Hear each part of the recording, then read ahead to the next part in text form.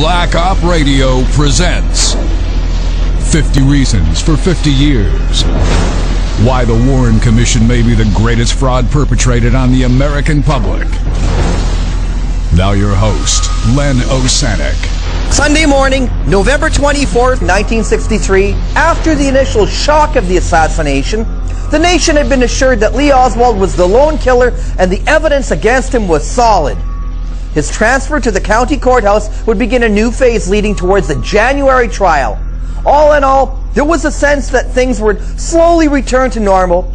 Even the television news felt free to return to what it did best. But now, human interest stories.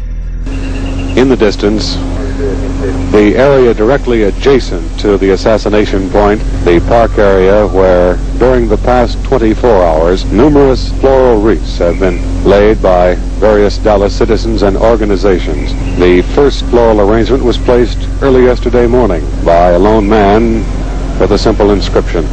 Bob Walker, WFAA-TV, Dallas, Texas, interrupting. There's been a shooting at Dallas Police Station as Oswald was being transferred. For details, Bill Lord, ABC at City Hall. Bill. Just 1 minute ago, they were bringing Oswald out. He had apparently changed clothes. He was just going out the door, heading towards the armored car, and there was a bang. We believe it was a shot. Is there someone down on the floor over there? Is there someone injured down on the floor? Apparently, Oswald. Apparently, Oswald is the word we get. He is shot. He is shot. Oswald. It is Oswald. You are. Being wheeled out. Being wheeled out. He's a shot in the lower left side. Put in a police ambulance. The transfer was occurring late. There were a number of officers around. There seemed to be unusual security precautions. At the last minute, they moved all of the cameramen outside the area, except for two of us, and we moved back instead of out to the driveway. I made the shot of Oswald coming out of the elevator through the grill work in the sergeant's office, followed him as far as I could, then moved to the glass doorways, and were shooting at the back of the officers surrounding him as they carried him toward moved him toward the car. At that time, a shot rang out. I suppose I was within 10 feet of the man. Now, as Oswald was escorted out, were the policemen to either side of him? Weren't there any in front of him? Yes. How did the man get by the policeman in front? The only thing I know is that someone said he jumped.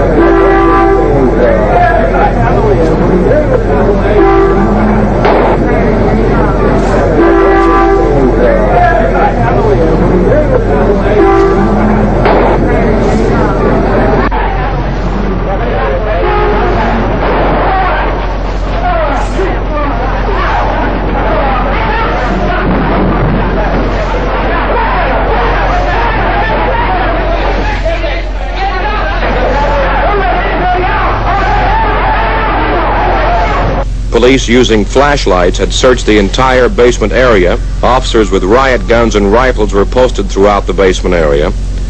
All persons entering the basement area had been checked and cleared by the police. All newsmen had been required to show credentials before being allowed into the basement area. Now, do I believe that you recognize this man after the capture? Yes, sir. Did I understand you to say that if you had seen him before, you would have ejected him? Yes, sir. More caution and protection had been used for this man than anything had ever been seen in the city of Dallas.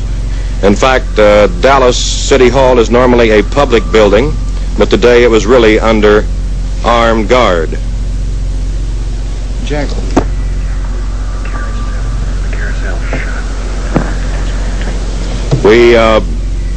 Is this a confirmed report as to who did the shooting? As far as I know, I just got it from Vic Robertson. Vic Robertson from City Hall reports that Jack Ruby, the owner of the Carousel, which is a bar in Dallas, did the shooting.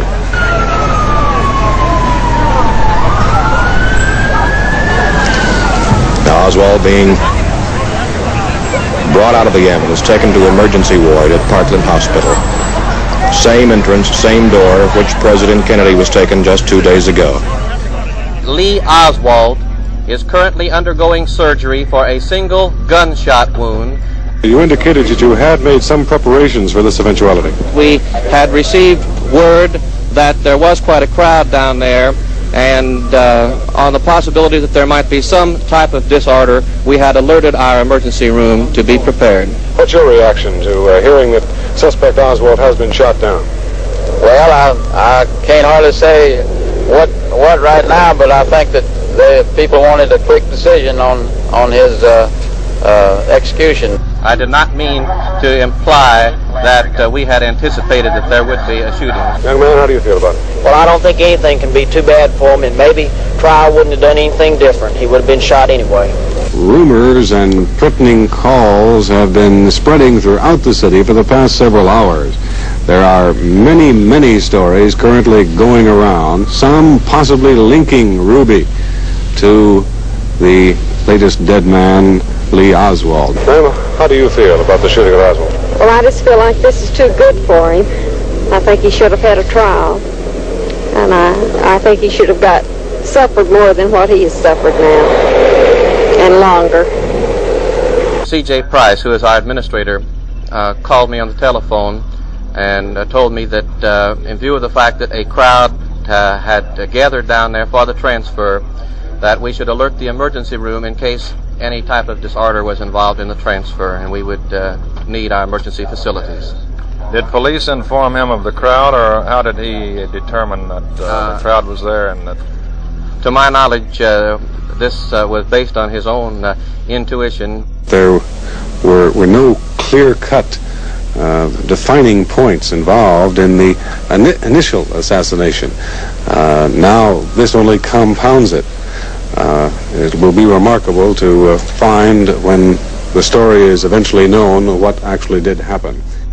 Almost 50 years later, we still don't really know what happened.